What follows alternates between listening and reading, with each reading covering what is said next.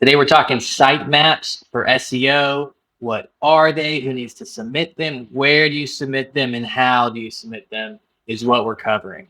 For starters, what is a sitemap? Been in digital marketing, you've heard this term, you might even know what it is. If you're new to the SEO space or to digital marketing, you probably don't.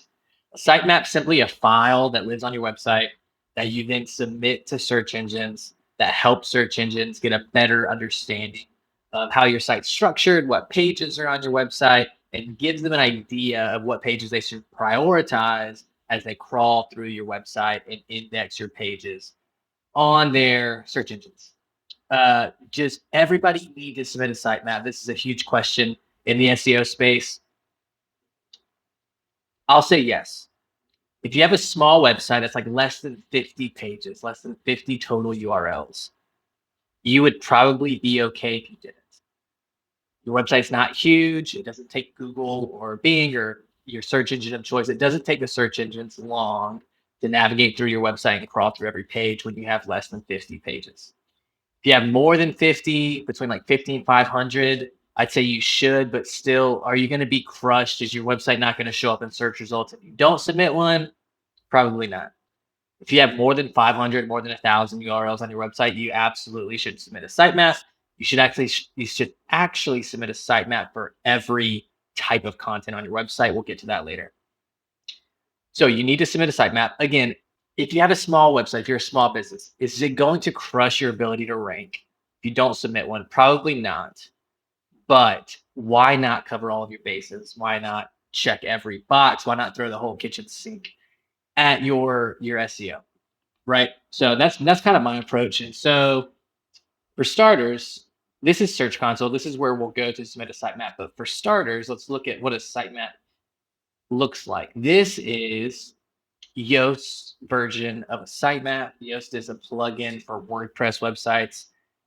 If you use WordPress, I'd recommend using Yoast in general and for your sitemaps. There are a few other popular plugins out there that do similar things, like Rank Math. Nothing wrong with Rank Math. I've just used Yoast for years.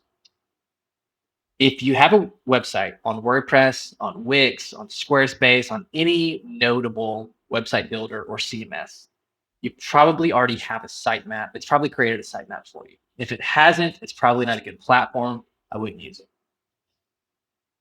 Here's what they look like kind of out of the box. With WordPress, if you don't use a plugin like Yoast or Rank Math, at this location, you'll be able to find your sitemap. If you use Wix, Squarespace, pretty much anything else, it's probably located here. It's an XML file, so it's always going to end in .xml. It's almost always going to be your root website domain / sitemap.xml. And again, if you use Yoast, it looks a little different. It's sitemap_index.xml, and that takes you to a page that looks like this. I mentioned earlier, bigger websites, even smaller websites, but bigger websites especially, are going to have multiple sitemaps. Any good website platform is going to kind of break up your sitemap into a few different categories. Blog posts go here, pages go here, categories here, and authors here. If you have a smaller website, you don't need to submit each of these. You just need to submit the indexed page that looks like this. If you have a really big site, I would submit each of these separately. If you have a really, really, really big site, you might even break it down, break your blog down by category. Is probably what I would recommend. Anything you can do to segment, to make it easier for Google to crawl through your website and get a good feel for what it needs to prioritize. All right, so once you've located your sitemap, you'll then go over to Search Console. If you don't have a Search Console property set up, you need to set one up. You'll just go to search.google.com, log in with your Google account. You'll add your URL here, and Google will walk you through verification. I'll create another video on how to verify. Once you get here, all you're going to do is enter that URL, copy and paste it into here.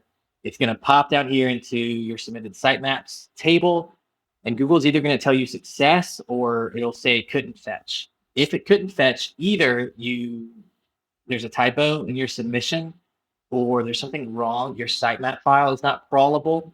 So I would check out your robots.txt file. or you just don't have one. You're on a platform that didn't create one automatically for you.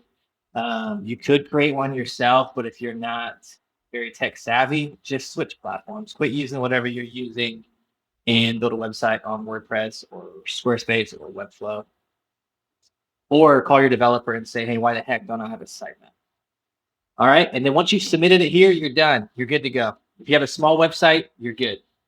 If you have a larger website, or even if you have a website that's like around 50 to 100 pages, I'd recommend kind of optimizing your sitemap. What I mean by that is telling Google, these are the things on my site that I want you to prioritize. My blog posts, my pages, especially the categories for my blog, and my authors. That's what I've chosen to feed Google, and everything else that is on my website. If you're using WordPress and you're using Yoast, this is Yoast's space in their tool where you can tell Google what aspects and content types you do and don't want to include in your sitemap, you do and don't want indexed in search results. So like, for example, I don't really utilize the portfolio. If I have, it's not with any kind of content I want to be picked up on search engines. So in Yoast, you can check this box that says, remove this from my sitemap and don't, tell Google not to index this content. It just helps to steer Google in the right direction. If you use WordPress and you use a theme, especially if it's like a premium theme, like a Divi or a Salient or an Elementor or something like that, Beaver Builder, you're going to have a bunch of these like content types. And it's just easier to tell Google not to index them unless you're utilizing them and you want people to be able to find them on search engines. If your blog is well categorized, I would index your categories. If it's not, I wouldn't.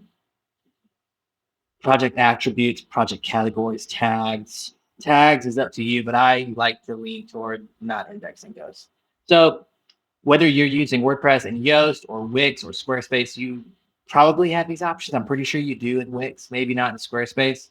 But optimize your sitemaps. Help Google to crawl only the most important pages on your website. Submit them on Search Console and help your ability to rank well on Google.